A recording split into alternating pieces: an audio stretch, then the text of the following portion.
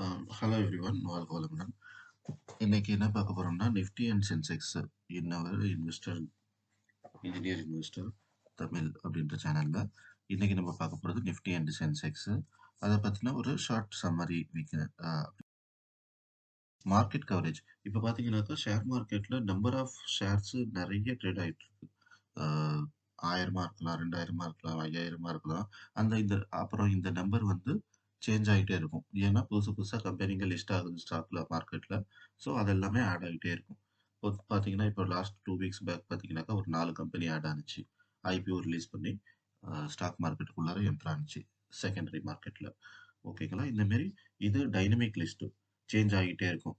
பொதுவாக பார்த்தீங்கன்னாக்கா as on today சென்செக்ஸ்ல வந்து 45%, நிஃப்டியில வந்து 65%.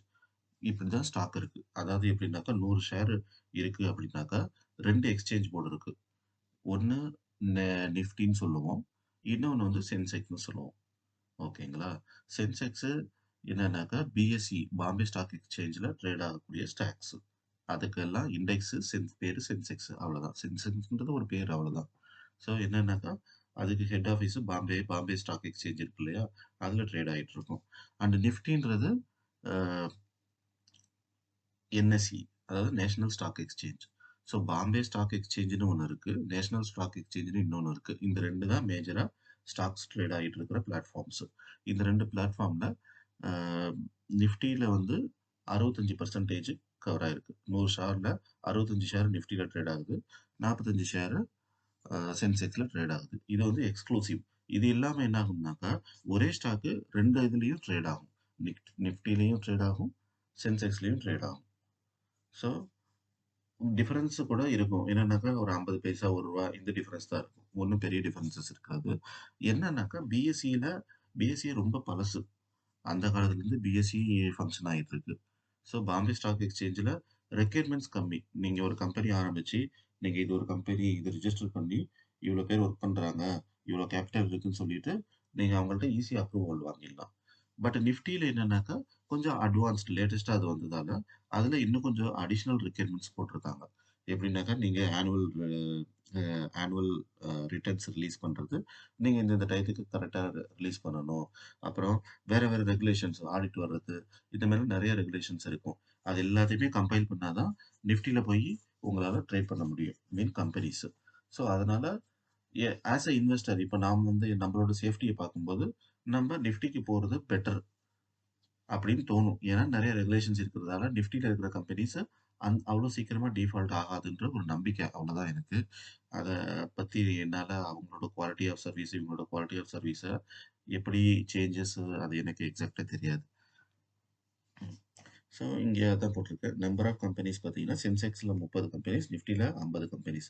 இந்த சென்செக்ஸ் அப்படின்னாக்கா நம்ம பேசணும் என்னென்னு பாம்பே ஸ்டாக் எக்ஸ்சேஞ்சில் ட்ரேட் ஆகக்கூடிய ஸ்டாக்ஸோட இண்டெக்ஸ். ஸோ இண்டெக்ஸ்னு என்ன சொல்லுவாங்கனாக்கா இப்போ ஒவ்வொரு ஸ்டாக்கும் ஒவ்வொரு சேல் வேல்யூல ட்ரேட் ஆகிட்டு இருக்கும். ஃபார் எக்ஸாம்பிள் ஐடிசி பார்த்தீங்கன்னாக்கா 450 ருபீஸ், 420 ருபீஸ் இந்த ரேட்ல ட்ரேட் ஆகிட்டு இருக்கும். அதே இன்ஃபோசிஸ் பார்த்தீங்கன்னாக்கா 1500 ருபீஸ், 1600 ருபீஸ் இந்த ரேஞ்சில் ட்ரேட் ஆகிட்டு இருக்கும். ஸோ என்ன பண்ணுவாங்கனாக்கா what are all the top performing companies. இப்போ பாம்பே ஸ்டாக் எக்ஸ்சேஞ்சில் பார்த்தீங்கன்னாக்கா டாப் 30 கம்பெனிஸை எடுத்து அவங்க அந்த ட்ரேடிங் எல்லாத்தையுமே ஆவரேஜ் பண்ணி சென்செக்ஸ் அப்படின்னு சொல்லுவாங்க. இப்போ நியூஸ்ல எல்லாம் கேட்டீங்கன்னாக்கா சென்செக்ஸ் 50 பாயிண்ட் ரைஸ் ஆயிருக்கு அப்படின்னு சொன்னாங்கன்னாக்கா அந்த 50 பாயிண்ட்ன்றது எதை பேஸ் பண்ணி சொல்றாங்கன்னாக்கா இந்த 30 கம்பெனியை பேஸ் பண்ணி தான் சொல்றாங்க. ஸோ அது ஜஸ்ட் ஒரு ஆவரேஜ் தான், ஒரு இண்டிகேட்டர் தான். அதை வச்சு நம்மளுக்கு எதுவும் யூஸ் கிடையாது. அதே மாதிரி நிஃப்டியில என்ன பண்றாங்கன்னாக்கா பா- பா- இதுல சென்செக்ஸ்ல 30 வச்சிருக்கிற மாதிரி நிஃப்டில 50 கம்பெனி வச்சிருக்காங்க.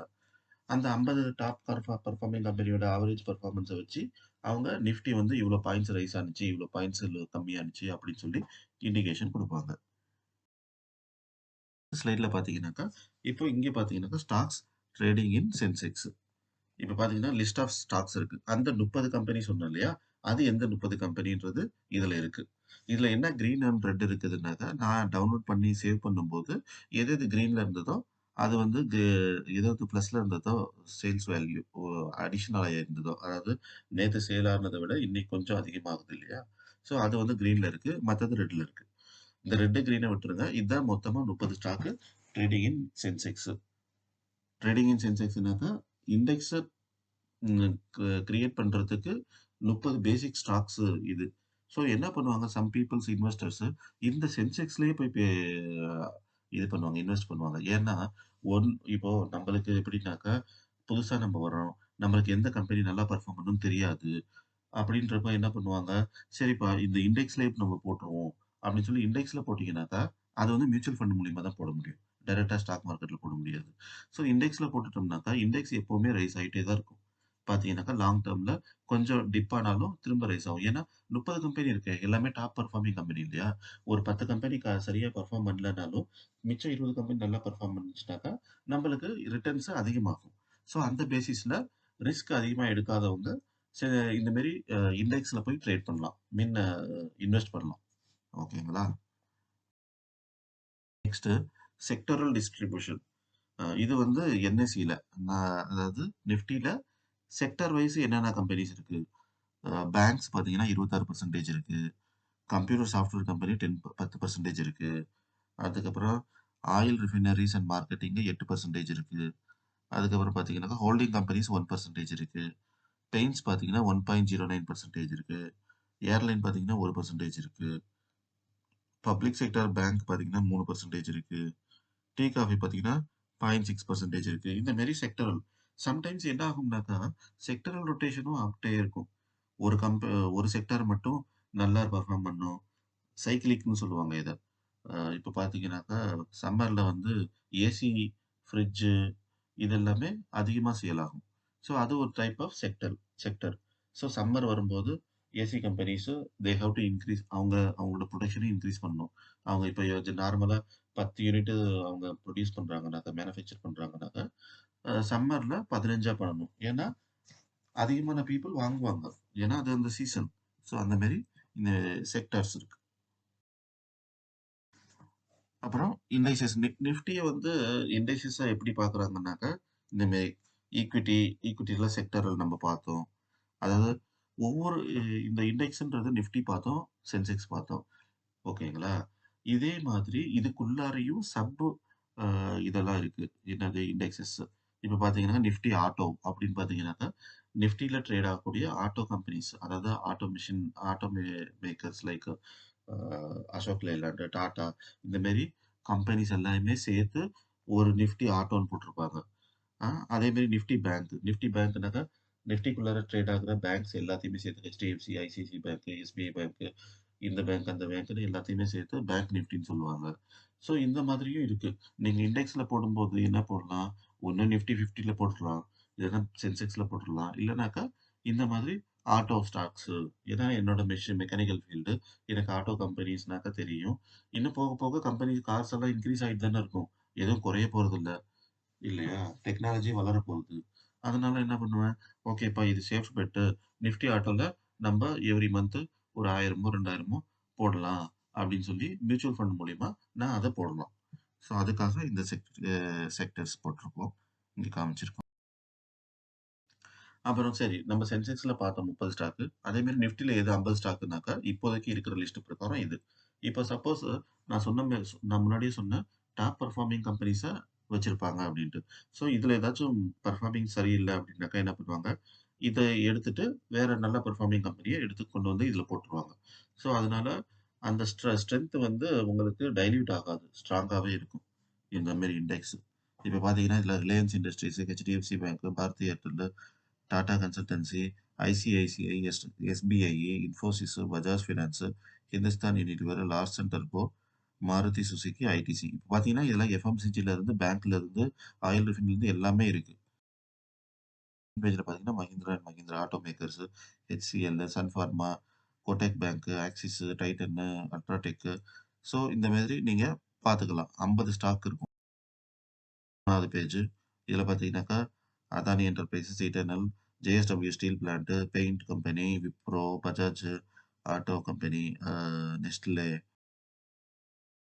இது எல்லாமே இருக்கு. Eicher Motors, Jio finance, trend இந்த மாதிரி இது எல்லாமே சேர்ந்து தான் நிஃப்டி 50. நீங்க நிஃப்டி 50ல இப்போ ரூ. 1000 போட்டிருக்கேன் அப்படின்னாக்கா, உங்க மியூச்சுவல் ஃபண்ட் மேனேஜர் என்ன பண்ணுவாருனாக்கா, அத வந்து நிஃப்டி 50ல போட்டத வந்து ஈக்குவலா டிஸ்ட்ரிபியூட் ஆகி, இந்த ஸ்டாக்ல இவ்வளவு இவ்வளோ இப்ப எல்லாத்துலயுமே ஒவ்வொரு ஒவ்வொரு ஸ்டாக்குக்கும் இவ்வளவு பெர்சன்டேஜ் அப்படின்னு சொல்லி ஃபிராக்ஷன்ல வாங்கியிருப்பாங்க. அது வந்து நம்ம மியூச்சுவல் ஃபண்ட் மூலியமா போடுறதுலயே 2 விதத்து தான் இருக்கு. ஒண்ணு ஃபண்ட் மேனேஜருக்கு வச்சு போடுறது. இன்னொன்னு டைரக்ட்டா போடுறது. அதெல்லாம் நம்ம ஃபியூச்சர்ல பார்க்கலாம். டைரக்ட்டா நம்மளே போட்டுக்கலாம். என்னன்னா நிஃப்டி 50ல ஆ அப்படின்னு சொல்லி ட்ரேடிங் ஃபண்ட், மியூச்சுவல் ஃபண்ட் இதுல போர்ட்ஃபோலியோல இருக்கும். அதுக்குள்ளார போய் அந்த மியூச்சுவல் ஃபண்ட செலக்ட் பண்ணி, நீங்க எஸ்ஐபி அதாவது சிஸ்டமேட்டிக் இன்வெஸ்ட்மென்ட் பிளான் அப்படின்னு சொல்லுவோம். மாசம் மாசம் நான் ஒரு ரூ. 1000 போடுறேன் அப்படின்னாக்கா, நீங்க அந்த மாரி போட்டுக்கலாம். இல்ல, எனக்கு எல்லாமே தெரியும். ஒரு கம்பெனிய பத்தின டீட்டெயில்ஸ் தெரியும்.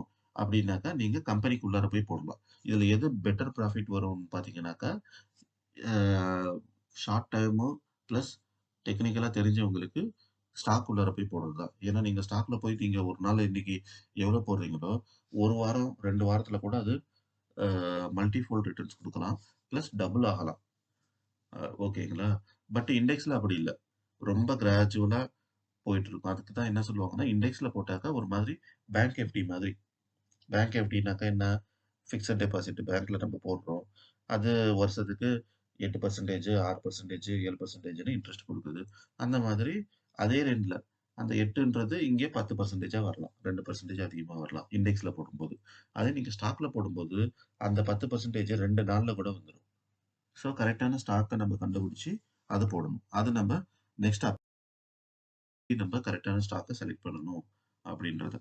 இப்போ கன்க்ளூஷன் பார்த்தீங்கன்னாக்கா, அதாவது மேக்ஸிமம் ஸ்டாக்ஸ் 2லயுமே 2 எக்ஸ்சேஞ்ச்லயும் ட்ரேட் ஆகும். பிஎஸ்இ அப்படின்னாக்கா பாம்பே ஸ்டாக் எக்ஸ்சேஞ்ச் அதாவது சென்செக்ஸ். என்எஸ்இ அப்படின்னாக்கா நேஷனல் ஸ்டாக் எக்ஸ்சேஞ்ச் அதாவது Nifty. So most of the stocks இதுல இருக்கும். இதுல நம்ம எதுல வேணாலும் போட்டுக்கலாம். நோ ப்ராப்ளம் இதுல. We can buy sell stocks in any BSE, NSE. Okay. And NSE வந்து நேஷனல் நிஃப்டி அதாவது நேஷனல் ஸ்டாக் எக்ஸ்சேஞ்ச் லேட்டஸ்ட்டா வந்ததால, அதுல கொஞ்சம் ரெகுலேஷன்ஸ் அதிகமா இருக்கு. கொஞ்சம் சேஃபா இருக்கும் அப்படின்னு சொல்லி நம்ம திங்க் பண்ணிக்கலாம். ஸோ அவ்வளோதான் இன்னைக்கு. நன்றி.